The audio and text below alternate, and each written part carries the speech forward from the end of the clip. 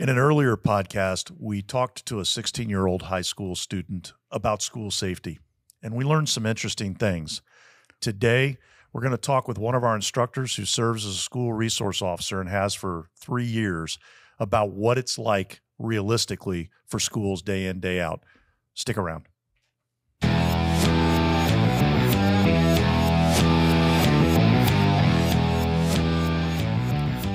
Welcome to the Active Shooter Incident Management Podcast. My name is Bill Godfrey, your podcast host. I am joined by Adam Penley on the law enforcement side. Adam, good to have you back. Thank you, Bill. And our special guest star back in the house, Billy Perry. Hey. Billy, it's good to have you back. Glad to be back. It has been a minute. It's It has been. Yeah, you've been busy. I have. Billy is one of our long-serving instructors, as Adam and I are. And after he retired, spent career doing patrol, bomb, SWAT guys Right. with the Hut Diver. all in with the Hut boys, retired and decided. Right. Well, retired, was still a trainer with the sheriff's office, and then got approached by a large private school in Jacksonville, Florida, and here we are. There you are. So you're essentially serving as a school resource officer at a large private school, and you've got K through 12 on campus? K through 12, about 1,400 students, 64-acre campus.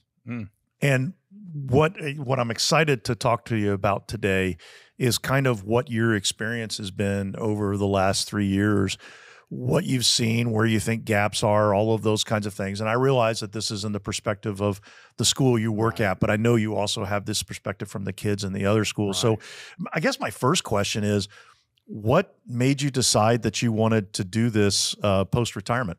Truthfully, it was not something that I'd ever set out, really thought that I would do or would be doing. They asked me to look at some plans and things. Their longstanding security guard died of COVID. They were looking for a replacement, made me an offer. And I'm like, you know what? Sounds amazing. And it has been an eye-opening learning experience. Well, I can tell you, in all of my years of patrol, also in Jacksonville, sometimes when you go into the schools, they were a little overwhelming because the kids can be a little wild. Did you have any like first impressions when you first started the job? You know, not really. One of the things, yes, in a way, just because of their activity, because you have littles and you have bigs and you have middles. And so you just have that whole, everything from hormones to, just their normal metabolism running amok. But really, one of the things that I've been really blessed with and where I am is having a clear delineation of our role. I'm not a disciplinarian. I don't write referrals. I don't even enforce rules. Like if the football team walks through the cleats, I'm like, how was practice, guys? I mean, I'm here for violent felons and for, lawful and violent interdiction if needed. Yeah, that actually sounds a little different than what some school resource officers who are still employed by a public agency Correct. are often faced with. They're often leaned upon to do disciplinary type things as opposed to just doing law enforcement and safety.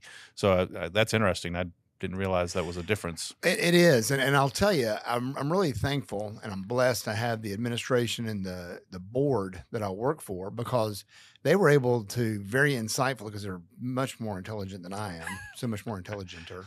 And they recognize me for what I am, and I recognize them for what they are. And, I broke it down and I said, if you look, there's 50 people that have keys to all these doors. There's at least 9 or 10 people that have access to all these cameras and everything else. My team are the only ones that wear firearms that can violently interact and intercede in the event of a forcible felony. And so we've kept a clear delineation of what our job and our roles are. Your relationship with the kids, I want to kind of explore that, but it was interesting that you started off by saying, you don't enforce policies or rules, or not the disciplinarian. Do you think that has played a role in your relationship with the kids, positively or negatively? And talk a little bit about what those relationships are like, from the littles to the middles to the bigs. Actually, absolutely, yes on all. And I'll tell you, it's funny. My wife came up and spent about 3 hours at the school a couple of weeks ago for different reasons, and was shocked at the interaction that we have with the kids. Cause I mean, we are in the middle of it all day, and I get 40, 50 hugs. I mean, I get, we talk, we high five, everything. I mean, we interact literally from kindergarten through high school seniors. Mhm. And so we have huge 6'5" high school seniors, and we have little bitty, barely 5-year-old kindergartners. How do you adjust, if at all, how do you adjust your self-presentation for the little kids versus how you might do it for the high school kids? Truthfully, I don't. I'm a one-trick pony. What you see is what you get. You get Billy 24/7, 365. Some days it's good, some days it's a challenge. But seriously, so they're the same. And one of the things that I learned through training, and one of the things that I learned through being here, even the 6'5", 17-year-old, he's still a child. Mm-hmm. And we lose sight of that. And you can call them a young adult, you can call them whatever, they're still a child. And when things go sideways, they still come to you looking for you to fix it. And, well, along those lines, what are the kinds of things that the kids talk to you about? Well, generally we've never had an issue with something about violence. They know where we are. We are very open. We're an open, my staff, because I have 5 Florida G licensed security guards that work for me. And then I have a cadre of JSO officers that I've handpicked that work for us as well. Cause there are a lot of things that I'm closed-minded about, and I can afford to be, I'm right. And this is one of them. 2 is 1, 1 is none. And so I'm from the Department of Redundancy Department. So we have me, we have another armed guard with me, and then we have a full-time JSO guy. And we have him for he does traffic, he or she does traffic in the morning and the afternoon, because it's a ballet trying to get the kids in and out, because it's a strong academic school, strong. And so every minute of class time is important. And, so we do that, but we have open carry. I carry a Staccato PDPO. I have a Glock 17 MOS also, but I carry a Staccato PDPO with a Delta Point Pro. And then I have a custom rifle that Gabe Rose built, and Gabe, my rifle's a Mozzing. And, we all carry optics. Everybody has optics on their platforms, and, we're very serious about it. And so the kids see it. It's not a big deal. In fact, it's not a deal. We interact just normally. It's been eye-opening to see what kids are afraid of and what kids are not afraid of. So, I mean, I think a lot of people who listen to that, especially, things vary around other areas of the country. And I don't know if you can tell the full story in this, but I remember you telling a story one time about some people visiting your school from another area of the country, and, talking about, that you carry guns and some different things. Right. And it's funny, they did. We have a really nice school, and we have an amazing football field, and visiting NFL teams that are coming to play the Jaguars will practice there. And so we had a group, their forward security department did, and they came and were looking, and they said, we got to tell you, you're blowing our minds because you're not social distancing. You're carrying a gun around all the kids. Nobody cares. And it was funny, and they even said, you're killing a dinosaur right on the other side of the playground, because we had alligator trappers trapping an alligator. And I'm like, welcome to Florida.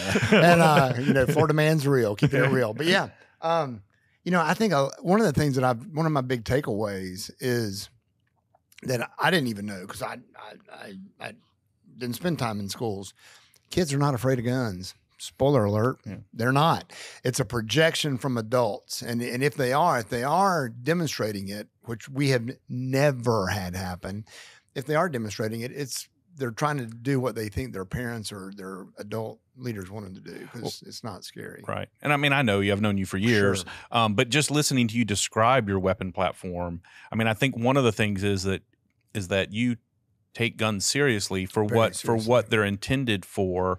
It's nothing's cavalier. They're not play toys or anything, so I think you probably portray that with the kids as well. So 100%. And I think that's important. And, and I treat it as my craft. Mm-hmm. I really do. And I accept that, as a huge responsibility.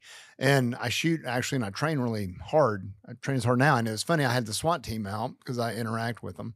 I had the SWAT team out and they were training in our school and they were laughing at my loadout. That my loadout now as a security guard at a school is better than when I initially was on SWAT. I mean, because I carry a Staccato PDPO. I have 2 20-round Staccato mags. I carry a backup AR mag for my rifle, and I even have a knife and for other reasons. And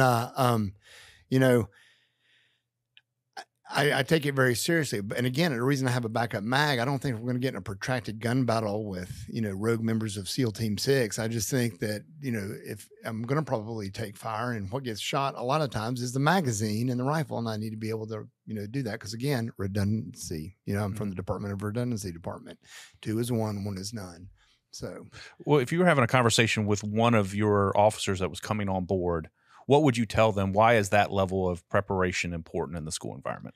Because that is what delineates and separates us from everyone else. We are the only ones with this mission. That we're it. Mm-hmm. We're it. And you know what? Nobody thought it was going to happen at any school that it happened at. It's happened at teeny tiny little schools that are subsets of nothing. It's happened to great big schools that are huge and affluent. Nobody thought it was going to happen there. It's happened in big cities. It's happened in teeny tiny towns. And I think that's something that, that I tell them and I stress our primary mission is that direct threat intervention. We are going to intercede with violence. Mm-hmm. The end. And on that line, I'm going to quote you to you. Okay. We don't shoot to kill. Right. We don't shoot to injure. We don't shoot to warn. We shoot to stop the behavior. And to stop our bullet. Correct. We shoot with 100% with that in mind. We have 2 goals in mind. For you to stop doing whatever it was you're doing, for doing wrong in a do-right zone, you need to quit that. We're going to shoot you, and we're going to shoot you hard. And we want it to attenuate and arrest our bullet. We want to stop our bullet because friendly fire isn't. Mm-hmm. And that's one of the reasons we are so fastidious in the rounds that we choose and what we carry and the platforms that we carry. And we did a platform on long guns, on patrol rifles, and that's why we carry that. And I have all the distances in my school, all the hallways. I have it on a picture by my desk for all my officers, where every range has been lasered, so we know how far they are. And that's truthfully, I'm not a crazy gun guy. Mm-hmm. I do carry a Staccato PDPO because of its accuracy. Right. Because I'm shooting in every shooting that I'm going to have is probably going to be a hostage rescue, and I'm surrounded by innocents. Right. It's funny that you say that. A lot of times when people come up to you and they ask you about your law enforcement career, they always want to know who you've shot or how many times. Right. I know I haven't. I was fortunate. I was never placed in that position. I don't even like guns, but I take guns seriously and trained hard and became a firearms instructor during a portion of my career. Yes, with you. For that very reason is that that's the only thing that's gonna address that first priority, which is dealing with the active threat. It's one of the only things that's going to ultimately stop that active threat. Correct. And I'm going to shift us to a little bit different gear here. So I want to walk through with you because this was one of the things that when we spoke with Ryan, the 16-year-old high school student, that really caught my attention is the message and the training of, run, hide, fight, or locks, lights, out of sight. Get on a lockdown.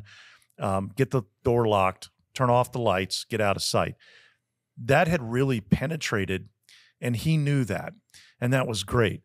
But what was really kind of, I don't know if stunning is the right word, but caught my attention is he said, almost verbatim, "Really? That's it? That's all we're going to do? There's nothing else past that." So I'm curious, you get a threat, you put the campus into lockdown. Your teachers run through their version of lockdown, locks, lights, out of sight. What, if anything, are the conversations that you've had with kids about the things that they can do past that point, or if the threat is in the room with them, or if they have injured in the room with them, or any of those kinds of things? Can you talk a little bit about how you see that playing out in your situation?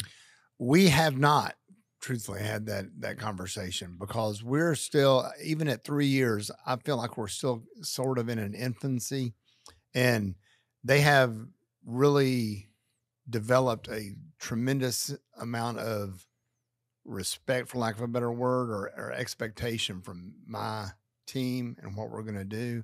And we tell them we need 90 seconds. Now, the problem is 90 seconds is a long time. And I do a demonstration when I'm teaching a class of somebody else start a timer and I'll go boom, boom, boom, boom for 90 seconds. You can do a lot of damage in 90 seconds. But we haven't talked about if somebody comes in there, what to do, anything like that, because so many schools have actually done things correctly. But, we have told them that we're going to go in, we're going to fix it. We're going to do it. We're going to do it as quickly as we can. And then that's when the waiting game is going to start. And you're going to be here for another 12 to 16 hours after that, minimally. And for the reunification process. And, we talk about that because that's one of the things also that in the aftermath, people weren't prepared for. And so, I don't want to get into a fake defensive tactics class because, I'm a martial artist and, and I fought last night, I fight, a lot, but, I can't just give them a quick punch them here, hit them there, gouge them here. I mean, it's really not effective, if that makes sense. So we do have stop the bleed kits in every classroom. Every classroom has them, and they all have bags of stop the bleed kits and tourniquets and real tourniquets, cats. Mm-hmm. And so, the teachers know how to do that, but we haven't talked to the students about it. It's interesting. The conversation I was having with Ryan talking about that, I realized that in terms of our response as public safety coming in an event, mm-hmm. that we've left ourselves with a black hole of intelligence about what's going on, that we never took the opportunity to train the teachers and the students that if you're in a room, first of all, these things, the act of killing is over 10 minutes or less, 90% of the time from the first bang. If you're in the room and you've got injured, text 911, where you are, how many injured you have, and the description of what's going on. And things like that. If you're in a room and there's nobody injured, have somebody designated to text and say, 911, we are in this room at this school. No one in our room is injured. There's no threat here. That is at first, when it hits the dispatch center, going to be overwhelming. Right. We know that. Sure. But once we deal with the threat and we start to get into the rescue operation, there's an opportunity for the dispatchers to begin to go through that and say, okay, let's prioritize the ones that we've got where we have, known injuries, and begin to push that information out. But we've never even told anybody that that's helpful. Right. And things that we could do. The other stuff I talked with Ryan about was just what's available. He was using the example, they had told him to throw books. If the bad guy comes into the room, throw books. He's like, he said, oh, okay, really? There's one book. Don't even have books. There's two books. Yeah. He said, I'm going to throw my laptop. Right. And then we kind of talked about some of the things that you could, and it was just sitting over the table. It wasn't like trying to put them through procedures, but just saying, oh, you got a big old 10-pound fire extinguisher that's encased in steel right there on the wall. That could become a good weapon. So I feel like we've done a good job of pushing out what a lockdown is, locks, lights, out of sight. We've done a non-existent job of talking about what needs to happen after that. Well, I think we've done an okay job in the locks, lights, and out of sight and all that, because we still have everybody has pushback. Mm-hmm. We do monthly fire drills. You're a firefighter. You're a fire chief. When was the last school fire? That killed anybody or injured anybody? Yeah. It's been a while. 70 years. Been a long time. Since the 50s. Yeah. Right? Yes. I'm being accurate. And when was the last time we had active shooters in a school? Right. Exactly. Mm-hmm. So, which is more real? Because I always say in the training that I have, and we train once a month, every other month on the outside, we're training again Friday. we train for the probabilities, not the possibilities. We train for what's probably going to happen, not the Romulans landing. So Nice Star Trek reference. You're welcome. And more than just a pretty face. And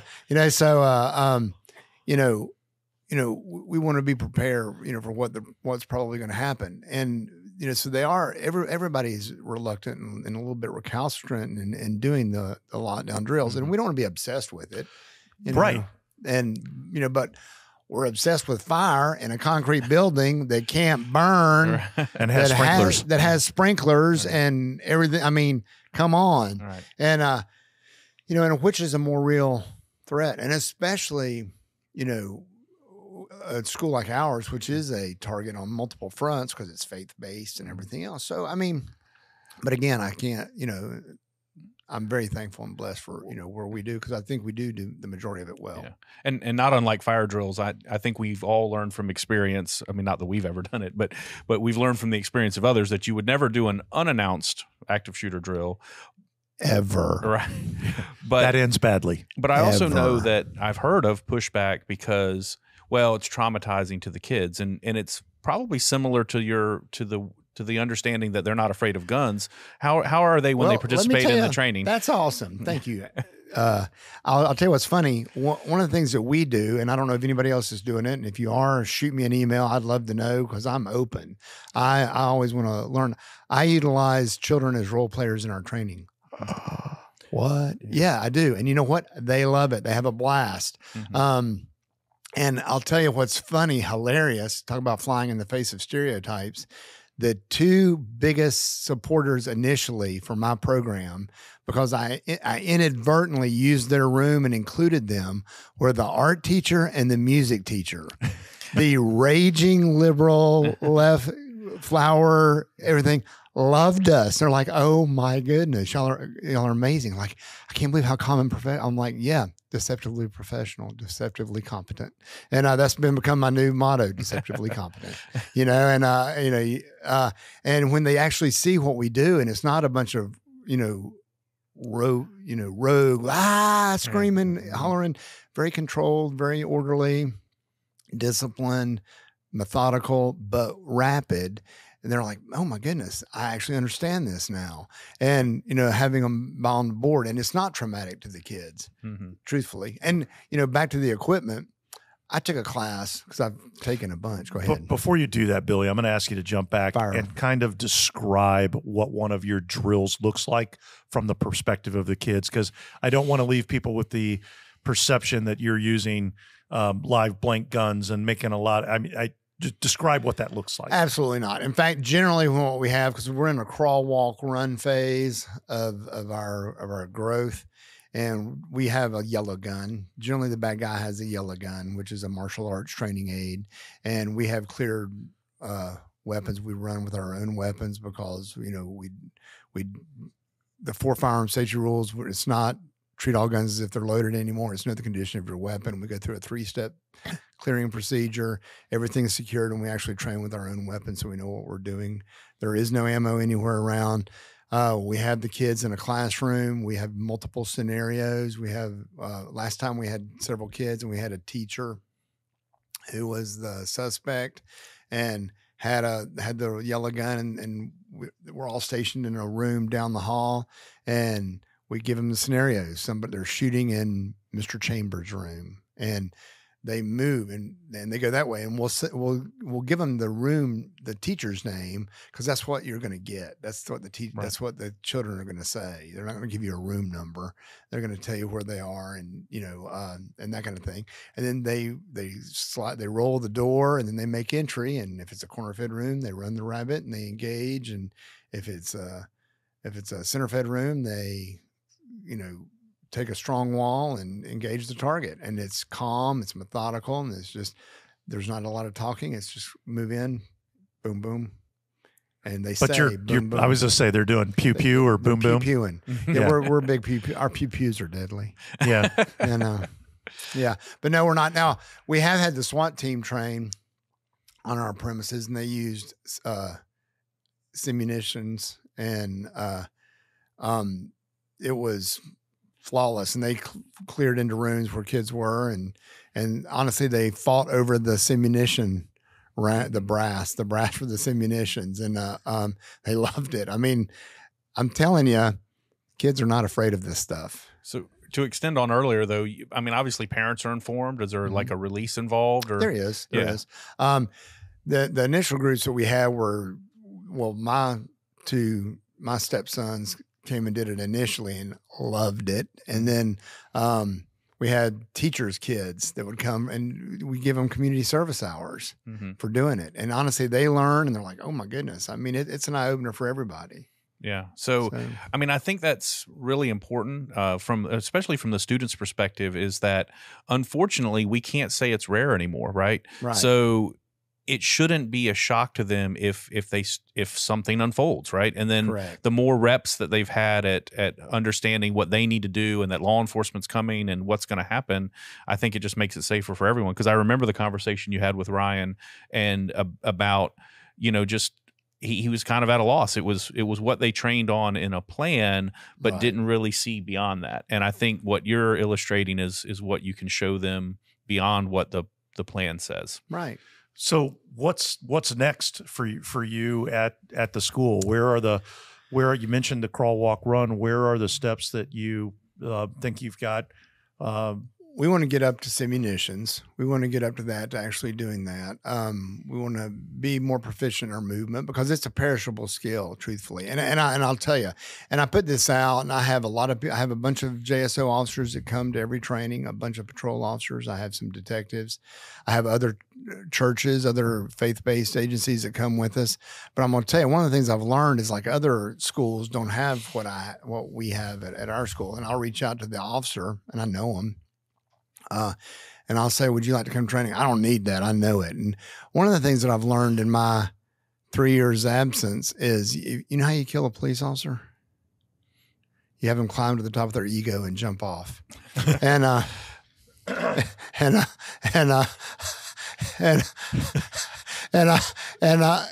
tell you, I'm like, they say, I'll come and teach it. I'm like, I've known you for 30 years. I've known you your whole career. I mean, I don't say that, but I'm thinking, this is a perishable skill, and I'm bringing my people up, and we train once a month. The reason the SWAT team trains a minimum once a week is it is so perishable, and it does degrade. And I think, we have to realize what we want to do and where we actually are, and have realistic expectations and assessments of ourselves. I'm blessed where we can. And an administration that supports it. Both with policy, behavior, and 100%, 100%. And we do honest debriefs. And in fact, one of the things that we started last time is we have our videographer record it, and we go back and we do it. And we're putting together, and I'll be happy to share this with anybody, we're putting together, he's editing out a presentation that we can give during a professional development day and bring all the 100 faculty members up to speed on what we're doing and everything else. And because education is the key, truthfully. And we're blessed. Adam and I come from an agency where we did open and honest debriefs. If every debrief you're high-fiving, talking about how amazing you are, you're not doing an honest debrief. And, and we take it apart. We take apart the recordings, and we learn from it. Every run we learn from. So our goal is to be as proficient as we can be at this, all the while implementing the best platforms that we can. Because again, like I said, I can't stress ammunition enough. We talked about it in the long gun podcast, and that has, people that, like so many agencies use subcompact pistols that are hidden. You're taking a hostage rescue shot around children. You need the most effective platform you can get with competency. So there you go. So I'm going to extend on something that you've said, because it seems like you've had the opportunity to do a lot of training from an operator standpoint, from you and your guard force and other officers that may work the area, and you had a lot of support and a lot of participation from students and teachers and whatnot. I have seen, unfortunately, that sometimes as people make their way up through the ranks, first line supervisors typically stay somewhat engaged, but then those that might come and be in command, let's say a lieutenant or some sort of commander of an area, they tend to check out from training often, but yet they're the ones that are expected to be in charge when they get there. What would you like to see more of as far as leadership coming and participating in some of the training? Well, I would love to see that, truthfully. We do have lieutenants that show up. And, one of the things that we know as working in a training company and being professional trainers, all training is not good training. And I think, having them involved and understanding and seeing and, for our training, and it meets the same criteria that we all meet. Is it traceable, repeatable, and vetted? Because that's how we adopt it. We don't just go like Billy and Adam came up with this, and we could because you guys are a little creative. We were a little creative, but we didn't just come up with it and let's try this. So we actually implement, realistic, good, best practice stuff. And we were just talking, does training evolve? Yes. If it didn't, we'd still be shoving, lead balls down the muzzles of rifles and getting in line screaming first volley. I mean, thank goodness it's evolved, and it's going to. But right now what we're doing is the best. But I would love to see commanders, and we do have some watch commanders that do show up actually. And how would you recommend if you were, again, we're talking a lot about a specific jurisdiction, but if you extend it to all places from a fire perspective, what value do you have in being invited to that type of training? I think it's important, number one, to be aware of the procedures. I think one of the most eye-opening things is if you have a community where your fire EMS agency isn't fully engaged in the rescue task force model yet, or they've trained it in absence of doing it with their law enforcement. I think that there's gaps. We think we know, but we don't actually know. Right. And so being able to observe that training that you're doing, I think is important. But I would also say that I think it's a perfect opportunity to also do the follow-on piece, that it's not just the room entry and the takedown, but the RTF follow-on. The idea that you might have an officer down drill as a component of it. I think those things are insanely valuable. The opportunity to potentially chat, even if it's just casual interaction with teachers and students to a degree as well, like my experience with Ryan, they sometimes come out of left field and ask you questions that are on their mind that they've never had an opportunity to ask. Right. And a teacher might have a stop the bleed kit, but may not be 100% confident about what they're doing or when to do it. Right. And now suddenly there's a paramedic standing in their room. Hey, I had a question about this. Right. So I think all of that is a great opportunity to understand what the procedures are. You mentioned at some point you were talking about the keys and who has access. Access is a huge thing. Huge. There's a lot of schools that do Knox box setups for the fire department to be able to get in and get keys. There's a couple gaps with that. Number one is not all schools have them. Number two, not all schools are very good about keeping them updated. And locks get broken, locks changed. At some point, there was a master key that opened all the locks on the campus. Correct. That may have been the day the campus was new. 2 months later, there's more than one key. And so I think the opportunity to have everybody together as part of that, to observe it, to walk through it, is a valuable training opportunity. Right. That's one of the biggest takeaways that we had, frankly, was I used my night and weekend guy who were the most familiar with the keys of anybody that we had. I mean, that were the night watchmen that, once the kids were gone, they use keys, and they were incredibly intimately familiar with these keys. And when we started doing reps, they could not get a door open to save their lives. And so really? Could not find them. And I knew that was going to happen, and I just let it play out. And so we have streamlined it down, and they have tags on them now. We carry an admin key, which gets us into every admin office, and we have a classroom key, and it says classroom and admin. And even then, you're like all fists and thumbs trying to open it up, but it's so much better. Just little things that we've learned through hundreds of reps. Right. Absolutely. And I just to emphasize on that, one, there has to be a commitment to the training. 100%. And then there has to be willing to keep your eyes open for new opportunities, things that come up during the trainings, and follow on and make sure that, because there's nothing worse than watching an exercise or you talk about it, even if you talk honestly about it, if there's no improvement afterwards. Correct. 100% agree. And we have got to explain it. We got to get it out to parents. And honestly, it's just like rifles. Mm-hmm. You know whose fault that is? It's us. It's ours in law enforcement. We have not done a good enough job explaining why, like on the podcast. We have not done a good enough job explaining, dispelling myths, because we allow a basic urban legend is going to traumatize the kids. It doesn't. It truly doesn't. If it's done correctly and professionally and organized, I mean, it really doesn't. It's just like wearing a gun doesn't. And, like you were talking about, everybody has a level 3 holster. We don't have just Kydex holsters. We have secure, our stuff is really secure. And it has to be because we move around kids. And you know what little ones do? Touch it. They do. And you know what? That's okay. I mean, because, went through training years ago and we had to play soccer in our gear one day at the start of a tactical school. And, we did. And I'm like, this is pseudo crazy. And then at the end of the first little minute, they stopped and they said, now every piece of gear you lost didn't mean anything to you or is improperly secured.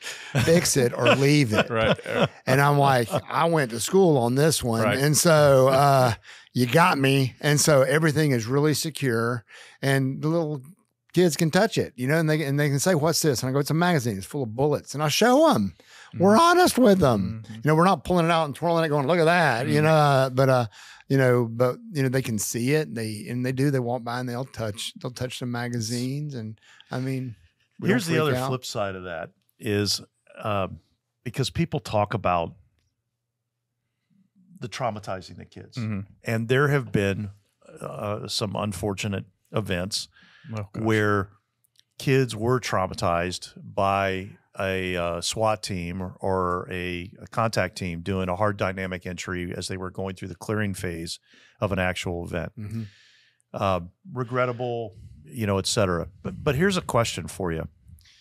If the kids have been trained and they already know what that looks like and what that sounds like, and they have some idea of what's going to happen and that it's coming, are they still going to get traumatized day of? I don't think so. If there is a day of? I don't think so. And I think that can lie at the feet of everybody. And I think, you don't have to be out of control when you're even doing a clearing. You don't have to be profane even when you're doing a clearing. You don't have to be a wild lunatic even when you're doing a clearing. And I think that's you can get a key and not kick the door in. Crazy talk, right? You know what I mean? Because remember, especially in Florida, class doors open out, and so I mean, it is what it is, and but school security has become like an industry. Yeah. Well, it's funny when you were talking about getting them used to seeing things. We take little kids on tours of fire stations where they look at hoses and axes that are going to put out fires that burn people and equipment that tears open cars to get people that are trapped out. We put them in little fire helmets and let them hold the hose. But yet when it comes to the professional tools that law enforcement uses, sometimes we want to steer away from that. And I don't know that that's necessarily a logical conclusion. Well, we might be straying a little bit into the psychological area there. But so, Billy, as we wrap this up, let me ask you this.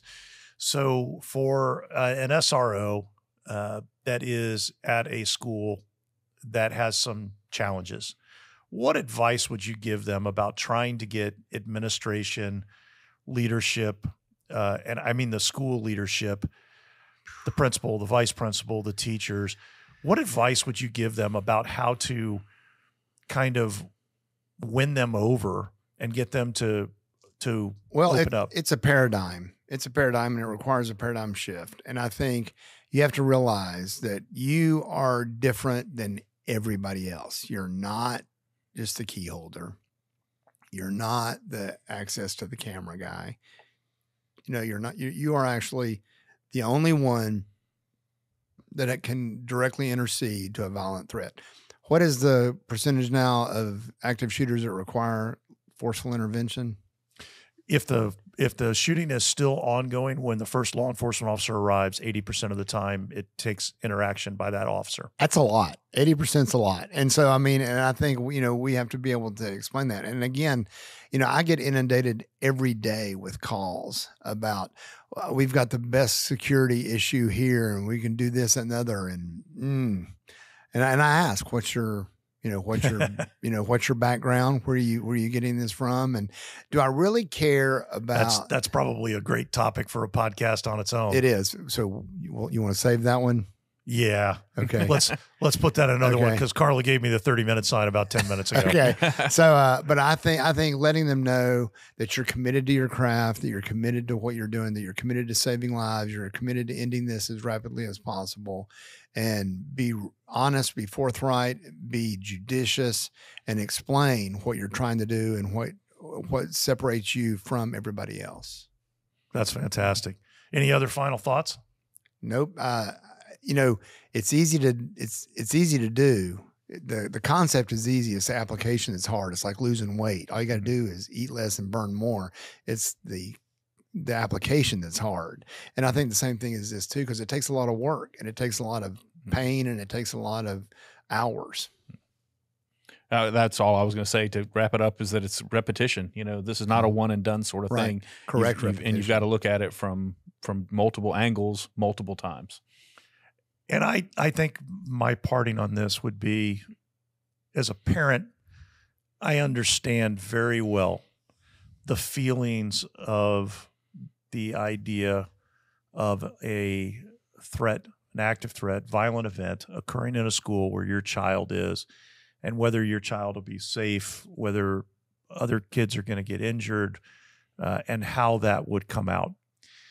But I don't think being afraid of it is a reason not to prepare and train for it. I agree. And I realize it's a very delicate topic to be talking about in today's day and age. But I hearken back to a time when I was young, and they had these drills in school. And to be fair, these were on their way out as I was coming through school, because I can barely remember them. But they had these drills in school called duck and cover. The nuclear drills. Mm-hmm. I'm pretty sure a nuclear bomb will kill a whole lot more people than an active shooter will. Correct. And yet we said, okay, we need to have a plan. We need to train on the plan, and we need to teach kids. And the idea of that, yes, it's scary. But if you can give kids a plan, if you have a plan, then you're a lot less afraid. Mm-hmm. If you just let them know what's going to happen. If you let them know, we're going to move in and we're going to engage them. We're going to make them stop doing what they were doing. We're going to get in there and we're going to engage them. And then we're going to go through the other. If you let them know this is what's going to happen. And the more, like I said, the kids that have participated in the training, they tell their friends, this is what they do.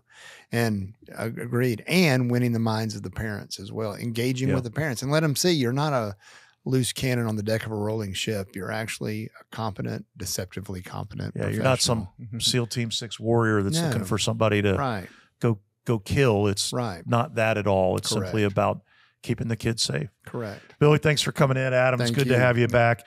I want to say thank you to Carla Torres, our producer behind the scenes, who makes this all look so easy. If you have not liked and subscribed to the podcast, please do so. But more importantly, please share this with the people that you work with other responders, and in this case, school resource officers, school administrators. And if there's anything we can ever do to help, certainly let us know. If you have suggestions for future podcasts, shoot us an email at info@c3pathways.com. That's info, INFO, @c3pathways.com. And until next time, stay safe.